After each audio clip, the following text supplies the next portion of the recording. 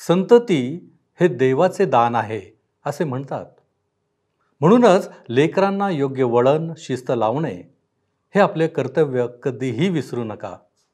काय आमची लेकरे योग्य मार्गावर आहेत ना?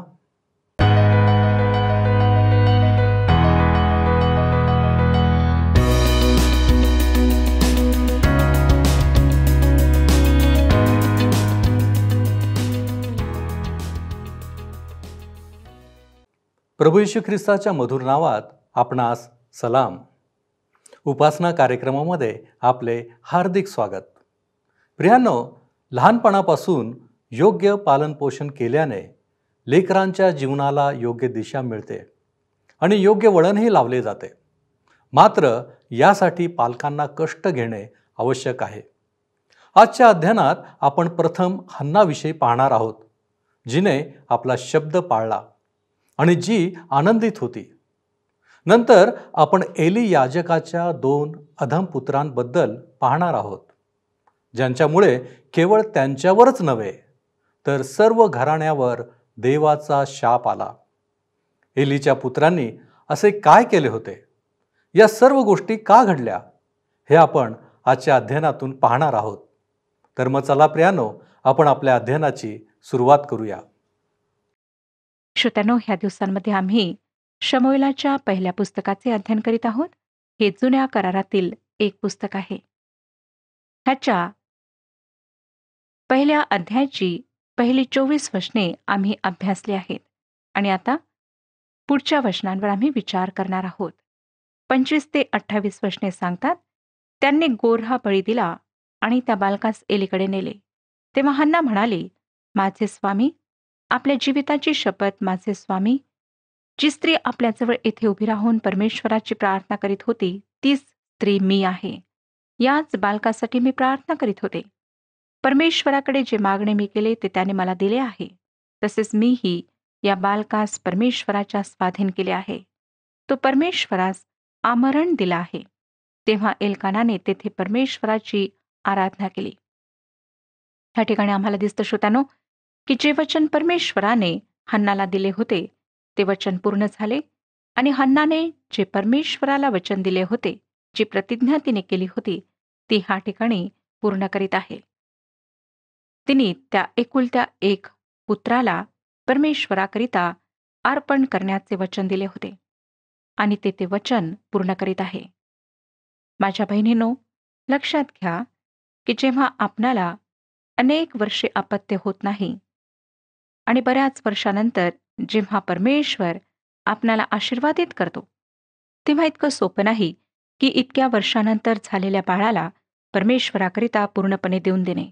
परंतु हन्नाने ही गोष्ट पूर्ण केली. तिने मोठ्या आनंदाने त्या बालकाला परमेश्वराच्या स्वाधीन केले.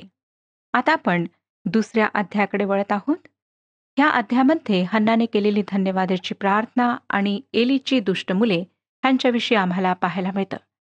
हन्नाची जी धन्यवादाची आभार प्रदर्शनाची प्रार्थना आहे ती भविष्यसूचक आहे. जेव्हा ती पहिल्यांदा मसीहाविषयी उल्लेख करते. एलीची जी मुले होती ती दुष्ट आणि अधम होती आणि याजकाच्या रूपात कार्य करण्यास अयोग्य होती. ज्याच्या नावाचा उल्लेख आम्हाला वचनामध्ये सापडत नाही, असा एक संदेष्टा येऊन एलीला चेतावणी देतो की महायाजकाच्या रूपात परमेश्वर आता त्याच्या घराण्याला राहू देणार नाही, परंतु तो एक विश्वासयोग्य याजक निर्माण करणार आहे. श्रोत्यांनो, पवित्र वचनातील महत्वाच्या प्रार्थनांपैकी ही एक फार महत्वाची प्रार्थना आहे. शमूएलाचे पहिले पुस्तक 2 अध्याय आणि पहिलं वचन सांगतं, हन्ना हिने प्रार्थना केली तीही, परमेश्वराच्या ठाई माझे हृदय उल्हासत आहे. परमेश्वराच्या ठाई माझा उत्कर्ष झाला आहे. माझे मुख माझ्या शत्रूंविरुद्ध उघडले आहे, कारण तू केलेल्या उद्धाराने मला आनंद होत आहे. श्रोत्यांनो, ह्या वचनांमध्ये आम्हाला दिसतं की ती शक्तीविषयी बोलत आहे. हन्ना म्हणते तिची शक्ती, पण खऱ्या अर्थाने ती म्हणते की प्रभूमध्ये माझी शक्ती. परमेश्वराने तिला पुत्र संतान दिले आहे, म्हणून ती अतिशय आनंदात आहे. तिची कूस बंद होती, त्यामुळे तिची सवत तिला चिडवीत असे, पण त्यावर तिला विजय मिळाला होता. परमेश्वराने तिचा होणारा अपमान तिची निंदा दूर केली होती आणि आता ती तिच्या या पाप विमोचनामुळे आनंदित आहे. तिला सुटका प्राप्त झाली होती. श्रोत्यानो, ह्याआधी मी बरेचदा उल्लेख केला की उद्धार किंवा पाप विमोचन हे 3 काळांमध्ये होते. एक भूतकाळ, वर्तमान काळ आणि तिसरा भविष्यकाळ. आम्ही सोडविल्या किंवा वाचविल्या गेलो आहोत. योहानकृत शुभवर्तमान 5 अध्याय आणि 24 वचन सांगतं, मी तुम्हाला खचित खचित सांगतो, जो माझे वचन ऐकतो आणि ज्याने मला पाठविले त्याच्यावर विश्वास ठेवतो, त्याला सार्वकालिक जीवन प्राप्त झाले आहे आणि त्याच्यावर न्यायाचा प्रसंग येणार नाही. तो मरणातून जीवनात पार गेला आहे. ह्याचाच अर्थ श्रोत्यानो, की परमेश्वराने येशू ख्रिस्ताच्या मृत्यूद्वारे आम्हाला पापाच्या अपराधी भावनेपासून सोडवले आहे. हे नीतिमान ठरवणे आहे आणि हा भूतकाळ आहे. आता दुसरी गोष्ट, परमेश्वर आम्हाला पापाच्या प्रदूषणापासून सोडवतो, जे एक वर्तमान सोडवणूक आहे. आम्ही सोडवल्या जात आहोत. ही सोडवणूक दैहिक उणीवतेपासून आहे. दैहिक पाप, मनातील कुविचार आणि दैहिक इच्छा ही वर्तमान काळात घडून येणारी सोडवणूक आहे, ज्याविषयी हन्ना बोलत आहे. हे पवित्रीकरण आहे आणि हे वर्तमान काळात होत राहते. तिसरी गोष्ट, शेवटी भविष्य काळात मृत्यूपासून आमची सुटका होणार आहे. श्रोत्यानो, शारीरिक मृत्यूपासून नाही, परंतु आध्यात्मिक मृत्यूपासून. योहानाचे पहिले पत्र 3 अध्याय आणि 2 वचन सांगतं, प्रियजन हो, आपण आता देवाची मुले आहो आणि पुढे आपण काय हो हे अजून प्रकट झालेले नाही, तरी तो प्रकट होईल तेव्हा आपण त्याच्यासारखे होऊ. हे आपल्याला माहीत आहे, कारण जसा तो आहे तसाच तो आपल्याला दिसेल. श्रोत्यानो, ही भविष्यातली सोडवणूक आहे. आम्ही सोडवल्या जाणार आहोत आणि हे गौरवयुक्त, महिमावान असे राहणार आहे, जो एक भविष्य काळ आहे. आम्ही सोडवल्या गेलो आहोत, सोडवल्या जात आहोत आणि सोडविल्या जाणार आहोत. हन्ना तिच्या उद्धारामध्ये, तारणामध्ये फार आनंद मानत आहे. आपणाला योनाने काय म्हटले हे माहीत आहे काय? योनाचे पुस्तक 2 अध्याय 9 वचनात वाचूया. तारण परमेश्वरापासून होते. स्तोत्रकार सुद्धा पुन्हा पुन्हा ह्याची पुनरावृत्ती करतो की तारण परमेश्वरापासून होते. तारणाचे जे महान सत्य आहे ते म्हणजे तारण परमेश्वराच्या कृपेने प्राप्त होते. आम्ही त्याच्या कृपेने नीतिमान ठरलो आहोत. मुफ्त किंवा विनामूल्य, फुकट म्हणजे काही न देता, काही कारण नसताना परमेश्वराने आमचे तारण केले आहे. तारण देण्यासारखे आमच्यामध्ये परमेश्वराला काहीच आढळले नाही. कुठला चांगुलपणा दिसला नाही, कुठलीच योग्यता दिसली नाही, परंतु त्याच्या कृपेने त्याने आमचे तारण केले आहे. त्याचे स्पष्टीकरण त्याच्या स्वतःमध्येच त्याला सापडले आणि ते म्हणजे तो आमच्यावर प्रीती करतो. आता आपण 2 वचन वाचूया. परमेश्वरासारखा पवित्र कोणी नाही, कारण तुझ्याशिवाय कोणी नाहीच. आमच्या देवासारखा दुर्ग कोणी नाही. श्रोत्यानो, जुन्या करारात परमेश्वराला खडक म्हणण्यात आले आहे. नवीन करारात प्रभू येशू ख्रिस्ताला पेत्राचे पहिले पत्र 2 अध्याय आणि 6 वचनामध्ये मूल्यवान अशी कोनशिला म्हणण्यात आले आहे. मत्ते शुभवर्तमान 16 अध्याय आणि 18 वचनात येशू ख्रिस्ताने स्वतःबद्दल म्हणताना म्हटले, ह्या खडकावर मी आपली मंडळी रचीन. ज्या खडकावर हन्नाने भरोसा ठेवला तोच खडक आहे, ज्यावर आम्ही भरोसा ठेवतो. श्रोत्यानो, आमच्या परमेश्वरासारखा कोणताच खडक नाही. 3 वचन, गर्वाने एवढे फुगून आता बोलू नका, तुमच्या मुखातून उन्मत्तपणाचे भाषण न निघो, कारण परमेश्वर ज्ञाता देव आहे, तो सर्व कृती तोलून पाहतो.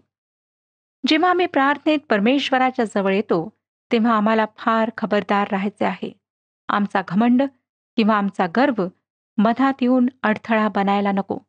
स्वतःची दुर्बलता आम्ही ओळखून, अपुरेपणा ओळखून, अयोग्यता ओळखून आम्ही घ्यायला हवी. खरे पाहिले तर श्रोत्यानो, आमचा परमेश्वरावर काहीच जोर नाही. कधी कधी आम्ही लोकांना असं म्हणताना ऐकतो की परमेश्वर माझी प्रार्थना का ऐकत नाही किंवा त्याने का ऐकली नाही, त्याने का ऐकावी बरे? तुमचा त्याच्यावर अधिकार आहे काय? जर तुम्ही येशू ख्रिस्ताला तारणारा म्हणून स्वीकारले आहे, तर फार अद्भुत आणि चमत्कारिक असा अधिकार परमेश्वरावर आपला प्राप्त झालेला आहे. येशू ख्रिस्ताच्या पवित्र नावात आम्ही परमेश्वराजवळ जाऊ शकतो, त्याच्याजवळ मागू शकतो. त्याची लेकरे होण्याच्या नात्याने तो अधिकार, तो हक्क आम्हाला प्राप्त होतो. तरी सुद्धा आम्हाला हे स्मरणात ठेवायचे आहे की आमच्या प्रार्थना त्याच्या इच्छेनुसार असायला हव्यात. 4 ते 6 वचने. शूरवीरांची धनुष्य भंगून गेली आहेत. जे लटपटत होते त्यांच्या कमरेस बलरूप कमरबंध चढविला आहे. जे पोटभर खात होते ते अन्नासाठी मोलमजुरी करीत आहेत. जे क्षुधित होते त्यास आता आराम प्राप्त झाला आहे. वंदेला 7 मुले झाली आहेत. बहुपुत्रवती क्षीण झाली आहे. परमेश्वर प्राण हरण करतो आणि प्राणदानही करीतो. तो खाली अधोलोकी नेतो आणि तो वरही आणतो. या संपूर्ण भागात जो विचार प्रकट करण्यात आलेला आहे तो आहे परमेश्वर जीवन देणारा आहे. ज्या प्रकारे योबाने 1 अध्याय आणि 21व्या वचनात म्हटले, परमेश्वराने दिले आणि परमेश्वराने नेले, धन्य परमेश्वराचे नाव. जीवन देण्याचे सामर्थ्य फक्त परमेश्वरातच आहे आणि जीवन घेण्याचा अधिकार सुद्धा त्यालाच आहे. श्रोत्यानो, जोपर्यंत तुम्हाला आणि मला जीवन देण्याचे सामर्थ्य नाही, तर जीवन घेण्याचा सुद्धा आम्हाला अधिकार नाही. आतापर्यंत फक्त परमेश्वराजवळच हे सामर्थ्य आहे. माझा भरोसा करा, परमेश्वर त्याबद्दल दोष स्वतःवर घेतो. प्रेषितांची कृत्ये 5वा अध्याय ह्यामध्ये आम्हाला हनन्या आणि सफिरा ह्यांच्या मृत्यूचे वर्णन पाहायला मिळते. दुष्ट लोकांचा न्याय करताना परमेश्वर कसल्याही प्रकारे खेद प्रगट करीत नाही. ते मृत्यूच्या आहारी जातील आणि परमेश्वरापासून अलग केल्या जातील. जे काही परमेश्वर दुष्टांच्या बाबतीत करतो त्याविषयी तो कधीच खेद प्रगट करीत नाही. का? कारण ही त्याची सृष्टी आहे. आम्ही त्याची सृष्टी आहोत आणि त्याचा ह्या संपूर्ण सृष्टीवर पूर्ण अधिकार आहे. आता आपण 7वं वचन वाचूया.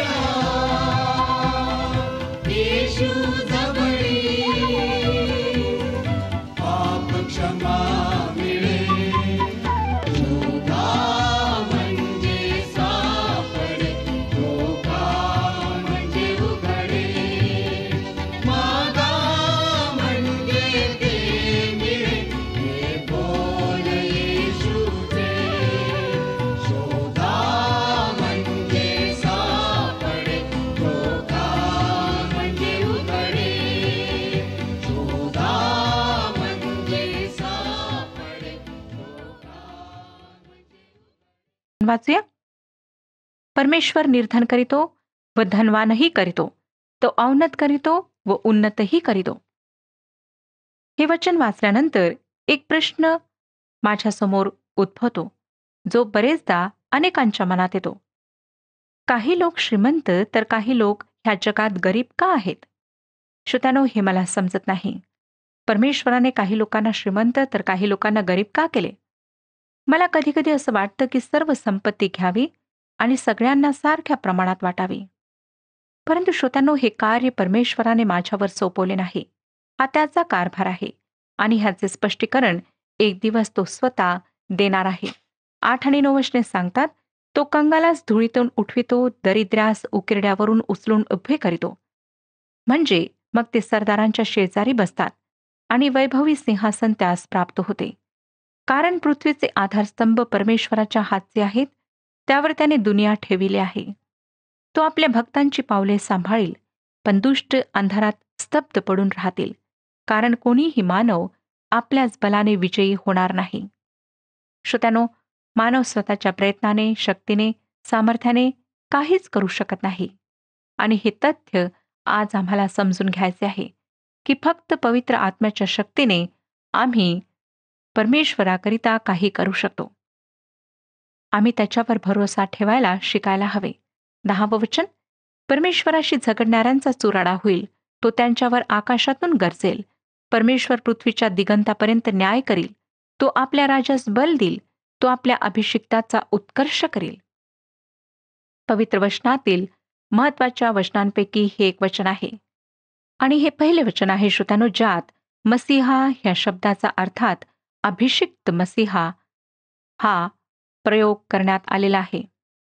अभिषिक्त मसीहा हा इब्री शब्द आहे, ज्याचे भाषांतर ग्रीक नवीन करारात ख्रिस्टॉस असे आहे, जे इंग्लिशमध्ये क्राइस्ट असे आहे. हा येशू ख्रिस्ताला दिलेला मथळा आहे. परमेश्वर इस्रायलमध्ये राज्य स्थापित करण्यास तयारी करीत आहे. इस्रायलने ईश्वर सत्ताक राज्य पद्धती धिक्कारली आहे. आता परमेश्वर त्यांना एक राजा देणार आहे. 11वं वचन, नंतर एल्काना रामा येथे आपल्या घरी गेला आणि तो बालक एली याजकाच्या नजरेखाली परमेश्वराची सेवा करू लागला. हे वाचून आपणाला असं वाटत असेल की शमूएल आता फार सुरक्षित अशा जागी आलेला आहे, कारण ते परमेश्वराचे मंदिर होते. परंतु श्रोत्यानो, खेदाने सांगायचे म्हणजे ही जागा तशा प्रकारची नव्हती. 12वं वचन पहा काय सांगतं, एलीचे पुत्र अधम होते, त्यांना परमेश्वराची ओळख नव्हती. अर्थात ते सैतानाचे पुत्र होते. ते परमेश्वराच्या कृपेने वाचलेले नव्हते. येथे ते याजकाचे पुत्र होते. परमेश्वराच्या मंदिरात राहत असत आणि सेवा करीत असत. पुष्कळसे माता पिता आहेत जे आपल्या लेकरांना चांगल्या शाळेत शिकायला पाठवतात, चांगल्या ठिकाणी शिकायला पाठवतात आणि त्यांना असं वाटतं की त्या ठिकाणी आमची लेकरे सुरक्षित आहेत. श्रोत्यांनो, लक्षात घ्या की ह्या जगातील कुठलेच स्थान सुरक्षित नाही, परंतु परमेश्वर आमच्या लेकरांचा रक्षण करणार आहे. जेव्हा आम्ही त्याच्याजवळ मनापासून प्रार्थना करतो, आमच्या लेकरांना प्रभू येशू ख्रिस्ताच्या रक्ताखाली, आवरणाखाली आम्ही परमेश्वराजवळ प्रार्थना करतो की त्याने ठेवावे, तेव्हा तो आमच्या लेकरांची रक्षा करतो. परंतु कुठल्याही प्रकारे आम्ही असं समजू नये की जगातल्या ह्या ठिकाणी आमची लेकरे सुरक्षित राहतील. सैतान प्रत्येक ठिकाणी आमच्या लेकरांच्या जीवनामध्ये कार्य करण्याकरिता सतर्क असतो. म्हणून आपल्या लेकरांसाठी प्रतिदिवशी फार कळकळीची प्रार्थना करा की देवाने त्यांना सैतानापासून, सैतानाच्या आक्रमणांपासून वाचवावे. 13 ते 16 वचने, लोकांसंबंधाने याजकांची वहिवाट अशी होती की कोणी मनुष्य होमबली अर्पण्यास आला तर मांस शिजत असता याजकाचा चाकर हाती त्रिशूळ घेऊन येई आणि परातीत, गंगाळात, कढईत अथवा तपेल्यात त्रिशूळ मारून जितके मांस त्यास लागे तितके याजक स्वतःसाठी घेई. शिलो येथे जे इस्रायल लोक येत त्यांच्याशी ते असाच व्यवहार करीत. वपेचे हवन करण्यापूर्वीच याजकाचा चाकर येऊन यज्ञकर्त्यास म्हणत असे, भाजावयासाठी याजकास मांस दे. तो तुझपासून शिजलेले मांस घ्यावयाचा नाही तर कच्चेच घेईल. पहिल्याने वपेचे हवन होईल, मग तुला वाटेल तितके घे. असे जर यज्ञकर्ता त्यास म्हणाला तर तो म्हणेन, नाही, आता दे, नाहीतर मी जबरीने घेईन. श्रोत्यानो, हे परमेश्वराच्या कार्यात अप्रामाणिक होते. धर्माच्या नावाखाली अमंगळ कृत्य करीत होते. 17वं वचन, हे त्या तरुणांचे पाप परमेश्वराच्या दृष्टीने फार घोर होते, कारण त्यामुळे लोकांना परमेश्वरासाठी अर्पण आणण्याचा वीट आला. त्यांच्या अप्रामाणिकतेमुळे बरेचसे लोक परमेश्वरापासून दूर गेलेत. इस्रायलांनी स्वतःच्या डोळ्यांनी पाहिले होते की एलीचे पुत्र मंदिरात काय काय करतात. त्यामुळे परमेश्वराजवळ येण्याऐवजी ते परमेश्वरापासून दूर जात होते. त्यांना ठोकर लागत होती. नंतर पुढची वचने पहा काय सांगतात, 18 आणि 19. शमूएल बाळ सणाचे एफोद धारण करून परमेश्वराची सेवा करीत असे. त्याच्याही त्याच्यासाठी एक लहानसा झगा तयार करी आणि दरवर्षी आपल्या पतीबरोबर वार्षिक यज्ञ करावयास येई. त्यावेळी त्याला तो देत असे. आम्हाला आता शमूएल मंदिरामध्ये आढळतो. जेव्हा शमूएल एलीच्या अप्रामाणिक बिघडलेल्या मुलांच्या संगतीत वाढत होता, तेव्हा त्याची आई हन्ना त्याला विसरलेली नव्हती. तिचे त्याच्यावर प्रेम होते. तिने परमेश्वराला वचन दिले होते की ती त्याला त्याच्याकरिता अर्पित करील आणि ते वचन तिने पाळले होते. प्रत्येक वर्षी ती त्याच्याकरिता एक झगा तयार करीत असे. ह्यासारखी श्रोत्यानो कुठलीच प्रेमाने भरलेली आणि कोमल अशी गोष्ट नाही की स्वतःच्या लेकरांसाठी स्वतःच्या हाताने कपडे शिवणे, त्यांच्याकरिता भोजन तयार करणे. आता आपण 20 आणि 21 वचने वाचूया. एलीने एल्काना व त्याची स्त्री यास असा आशीर्वाद दिला की तुम्ही मागून घेतलेला परमेश्वराच्या स्वाधीन केला, त्याबद्दल परमेश्वर तुला या स्त्रीपासून संतती देऊ. मग ती उभयता आपल्या घरी गेली आणि परमेश्वराने हन्नेवर अनुग्रह केला व ती गर्भवती होऊन तिला 3 पुत्र व 2 कन्या झाल्या. इकडे शमूएल बाळ परमेश्वरासमोर वाढत गेला. श्रोत्यानो, परमेश्वराची हन्नावर कृपा होती आणि तिला दुसरी 5 मुले झाली. परंतु ती शमूएलाला त्या सर्व वर्षांमध्ये विसरली नाही. प्रत्येक वर्षी तिने त्याच्याकरिता कोट तयार केला. मंदिरातल्या दूषित वातावरणामध्ये सुद्धा शमूएल परमेश्वराच्या उपस्थितीत वाढत होता. 22वं वचन, एली फार वृद्ध झाला होता. त्याच्या पुत्रांनी सगळ्या इस्रायल लोकांशी कसा व्यवहार केला आणि दर्शन मंडपाच्या दाराशी सेवा करीत असलेल्या स्त्रियांशी त्यांनी कसे कुकर्म केले, हे सर्व त्याच्या कानावर आले. एली ह्या ठिकाणी आपल्या मुलांना धिक्कारतो आणि परमेश्वर त्यांचा न्याय करतो. एली आपल्या मुलांचा फालतू लाड करणारा होता. त्यांना शिक्षा करणे, त्यांना वळण लावणे हे त्याच्याकडून झाले नाही. 23 आणि 24 वचने सांगतात, तेव्हा तो त्यास म्हणाला, तुम्ही असली कर्मे का करिता? तुमची कुकर्मे या सर्व लोकांकडून माझ्या कानी आली आहेत. माझ्या मुलांनो, असे करू नका. माझ्या कानावर जो बोभाटा येत आहे तो काही ठीक नाही. तुम्ही परमेश्वराच्या प्रजेकडून पातक करवित आहात. त्यांना रागवायच्या ऐवजी, शिक्षा करण्याच्या ऐवजी तो फक्त साध्या शब्दांनी त्यांना उपदेश करण्याचा प्रयत्न करीत आहे. 25 आणि 26 वचने, कोणी मनुष्याने दुसऱ्या मनुष्याचा अपराध केला तर न्यायाधीश त्याचा न्याय करेल, पण कोणी परमेश्वराविरुद्ध पातक केले तर त्याची वकिली कोण करेल? तरी पण ते आपल्या पित्याचा शब्द ऐकेत ना, कारण देवाला त्यास मारून टाकावयाचे होते. इकडे शमूएल बाळ हा वाढत गेला. परमेश्वर व मानव त्याच्यावर प्रसन्न होते. लक्षात घ्या श्रोत्यानो, की त्या ठिकाणी शमूएल एक लहान मुलगा होता आणि तो परमेश्वराची भीती बाळगून आपलं जीवन कंठित होता. परमेश्वर व मानव दोन्ही त्याच्यावर प्रसन्न होते. परंतु एली जो याजक होता, त्याची लेकरे मात्र परमेश्वरापासून दूर होती. 27 आणि 28 वचने सांगतात, मग देवाचा एक मनुष्य एलीकडे जाऊन म्हणाला, परमेश्वर असे म्हणतो, तुझ्या मूळ पुरुषाचे कुटुंब मिस्रात फारोच्या घरी दास्य करीत होते, तेव्हा त्यास मी प्रगट झालो होतो की नाही? तसेच त्याने माझा याजक व्हावे, माझ्या वेदीवर यज्ञ करावे, धूप जाळावा आणि माझ्यासमोर एफोद ल्यावे म्हणून इस्रायलाच्या सर्व वंशातून त्यास मी निवडून नेमिले होते की नाही? आणखी तुझ्या मूळ पुरुषाच्या घराण्यास इस्रायल लोकांची सर्व हव्ये मी दिली की नाही? श्रोत्यानो, ह्या ठिकाणी एक संदेष्टा जो बेनावी आहे त्याला एलीकडे पाठविण्यात येत आहे आणि त्याने आता महायाजक राहावे अशी परमेश्वराची इच्छा नाही हे त्याला सांगत आहे. 29 आणि 30 वचने, माझ्या मंदिरी जी होमार्पणे व अन्नार्पणे अर्पण्याची मी आज्ञा दिली आहे त्यास तुम्ही का लाथ मारिता? आणि माझे लोक इस्रायल यांनी केलेल्या अर्पणापैकी सर्वोत्तम अर्पणे खाऊन तुम्ही लठ्ठ व्हावे म्हणून तू आपल्या पुत्रांचा माझ्याहून अधिक आदर का करीत आहेस?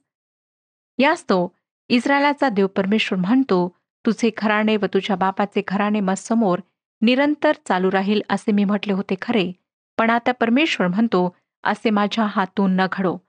कारण जे माझा आदर करीतात त्यांचा मी आदर करीन, आणि जे मला तुच्छ मानतात त्यांचा अवमान होईल.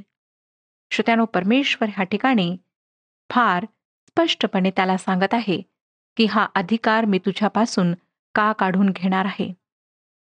31 आणि 32 वचने, पहा, मी तुझा भाऊ व तुझ्या पितृकुळाचा भाऊ उच्छेदीन व तुझ्या घरी कोणीही वृद्ध माणूस सापडावयाचा नाही असे दिवस येत आहेत.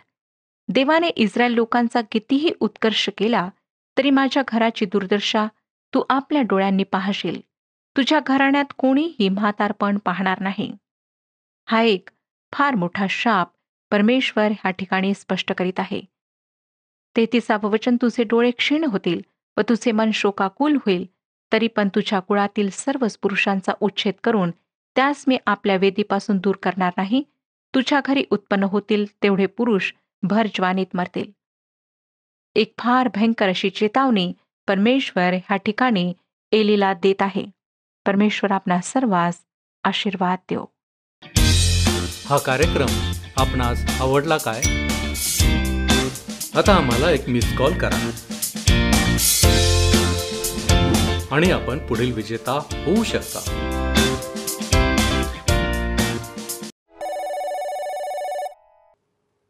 प्रियांनो, जेव्हा आम्ही परमेश्वराचा अनुभव आमच्या जीवनात घेतो तेव्हा आम्हाला देवाचे खरे स्वरूप कळते आणि आम्ही आनंदाने त्याची स्तुती करणारे होतो. दुसरी गोष्ट आज आपण शिकलो ती म्हणजे आमच्या लेकरांना वेळीच आम्ही अयोग्य गोष्टींसाठी शिक्षा करावी आणि शिस्त लावण्याचा प्रयत्न करावा. ही पालकांची जबाबदारी आहे. काय आम्ही आमच्या कृतीच्या द्वारे देवाला क्रोध, संताप आणणारे आहोत? आपण वेळीच सावध होऊया. आपण प्रार्थना करू.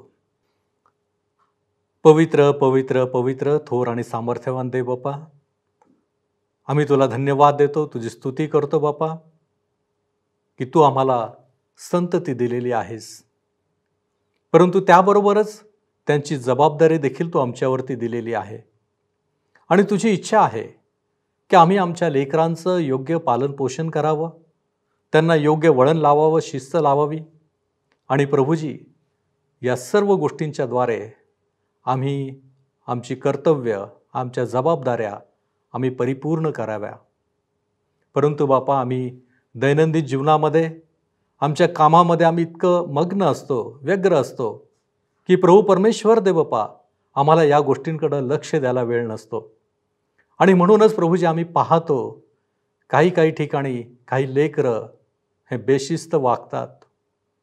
होय बापा, आज आम्ही या अध्ययनाच्या द्वारे या सर्व गोष्टींची आम्ही आठवण करतो, आमच्या लक्षामध्ये ठेवतो. आणि प्रभूजी, योग्य रीतीनं वागण्यासाठी आणि आमच्या लेकरांना देखील योग्य वळण लावण्यासाठी प्रभूजी आम्ही निश्चय करतो की तुझ्यामध्ये त्यांना आम्ही वाढवू. तारणारा प्रभू येशू ख्रिस्त त्याच्या गोड आणि गौरवी नावात ही प्रार्थना करतो, म्हणून तू ऐक. आमेन. देवाचे भय धरा, त्याच्या आज्ञा पाळा, प्रभू आपणास सहाय्य करो.